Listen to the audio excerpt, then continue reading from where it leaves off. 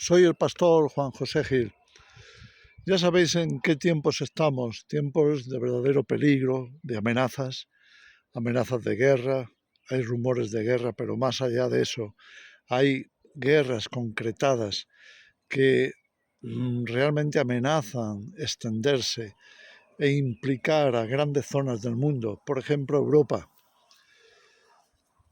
Todos hemos estado siguiendo en estos 2 últimos años esa deriva bélica que cada día parece proclamar que estamos al borde del máximo precipicio, quizá como nunca jamás en la historia.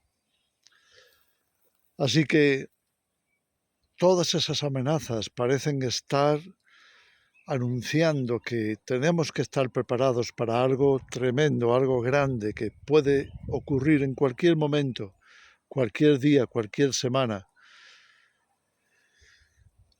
¿Sabes? Algunos piensan que, bueno, pero todo esto igualmente puede acabar en cualquier momento también. Sin embargo, no nos olvidemos que estamos en la zona que podríamos considerar de apocalipsis. Es decir, estamos frente a las amenazas más grandes de la historia y además siguiendo esa línea profética de todos los tiempos, pero que apuntan al tiempo final, y estamos quizá más que nunca pisando ese terreno. Entonces sí que deberíamos de pensar y de considerar hacia dónde estamos yendo, hacia dónde nos quieren conducir. Mira, si miramos en el pasado, perdón, y miramos en el pasado más reciente, no solamente en ese pasado lejano de las grandes guerras de la historia, con las grandes conquistas, por ejemplo, de Alejandro o de Julio César o de otros imperios que ha habido en el mundo, sino si miramos tan cerca como quizás los últimos 70, 80 años, incluso los últimos 100 años, nos encontramos con cosas tremendas, ¿no? Incluso si miramos hasta la Primera Guerra Mundial, nos vamos a dar cuenta que hubo unas pérdidas, unas bajas tremendísimas. Mira, se dice que en la Primera Guerra Mundial cayeron militares, algo así como 10 millones de militares y otros 10 millones aproximadamente de civiles. Los heridos, sin embargo, se triplicaban casi entre unos y otros, entre los militares y los civiles. Pero estamos hablando, fíjate, de muchos millones. Si vamos a los frentes, estamos hablando de una pérdida de 10 millones de personas. Imagínate cuántos de ellos serían jóvenes. Seguramente el 50-60% estarían entre los 18 y quizá los 30-35 años. Es muy posible que el porcentaje fuera mayor, quizá hasta el 65-70% estaban comprendidos en esa edad, en esas edades. Fijaros qué azote tan tremendo para la juventud. Eliminar en unos pocos años, fue del 1914 a 1918, en unos poquitos años eliminar tanta población simplemente en un frente de guerra. Tremendo. Pero es que si nos vamos a la Segunda Guerra Mundial, se disparan las cifras. Mira, en la Segunda Guerra Mundial, entre 1939 y 1945, hubo ni más ni menos que 20 millones de militares muertos. ¿Cuántos serían esos? ¿Cuántos serían en esas edades comprendidas entre los 18 y los 30 o 35? Repito, por lo menos el 60%. Eso nos lleva a muchos millones. Estamos hablando de una mortandad tremenda de jóvenes, generaciones mermadas, diezmadas, tremendo. Pero ha habido más guerras. La revolución, y por supuesto los heridos triplicaban todas esas cifras, pero imaginaros la revolución rusa, que también duró unos 6 años, desde 1917 aproximadamente a 1923, también murieron por lo menos 7 millones de personas. Estamos hablando de cifras tremendas.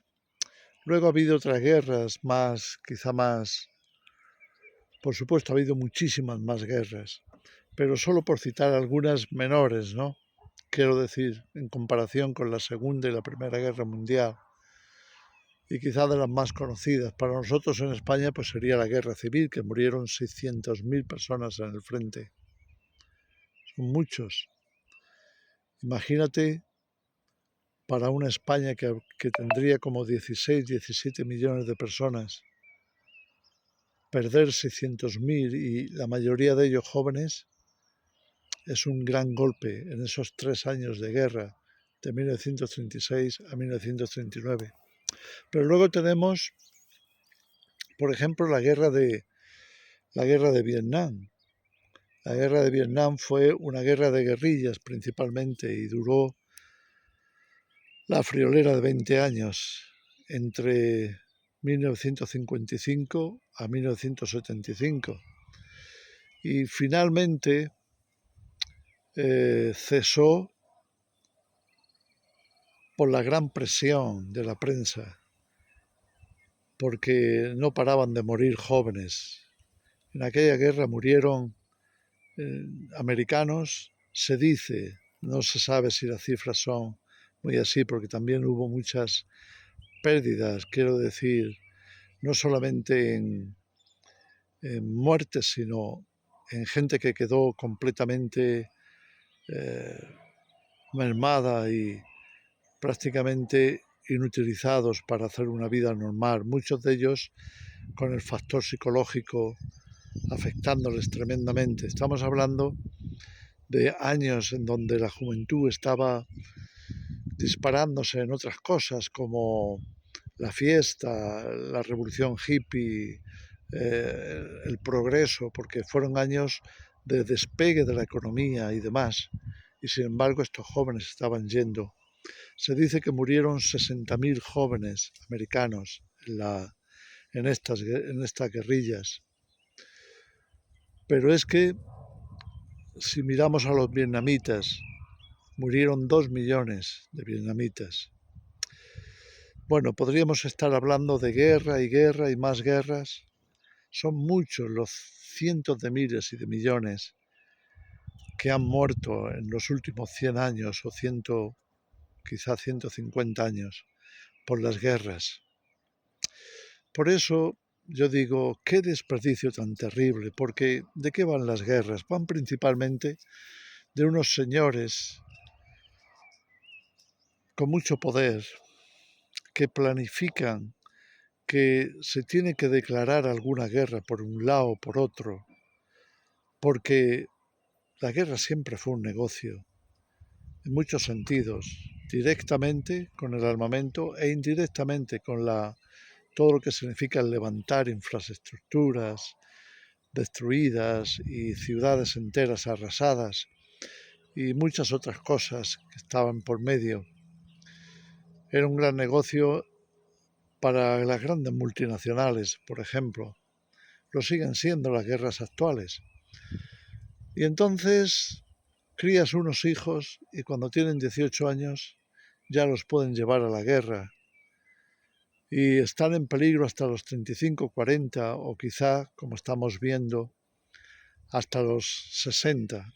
Claro, ya no son jóvenes, pero son vidas.